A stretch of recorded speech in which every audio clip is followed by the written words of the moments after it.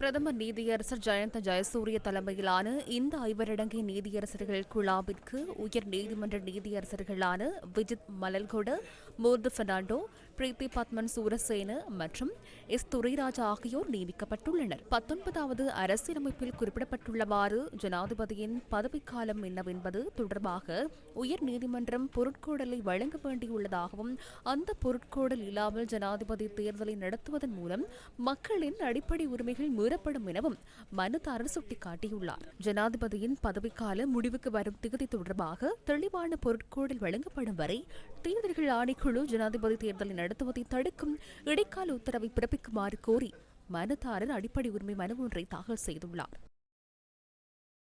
இந்த ஆண்டு ஜனாதிபதி தேர்தலை நடத்துவதற்கு தேர்தல்கள் ஆணைக்குழுவின் உறுப்பினர்களுக்கு இடைக்கால தடை உத்தரவு பிறப்பிக்குமாறு கோரி சமீந்திர தயான் லேனவ என்பவர் உயர்நீதிமன்றத்தில் மனு தாக்கல் செய்திருந்தார்.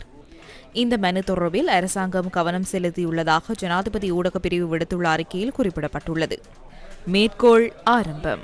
மேற்படி மனுவை தாக்கல் செய்வதன் மூலம் இலங்கை ஜனநாயக சோசலிச குடியரசின் அரசியலமைப்பின் பிரிவு 12(1) 82(6) 3, 4, 118 மற்றும் 125 ஆகிய பிரிவுடன் வாசிக்கப்பட வேண்டிய 126வது பிரிவின்படி அரசியலமைப்பின் 19வது திருத்தத்தின் 3ஆம் பிரிவின் ஊடாக திருத்தப்பட்ட பிரிவு 32 வியாக்கியானம் செய்யக்கூடாது என குறித்த மனுவில் குறிப்பிடப்பட்டுள்ளது.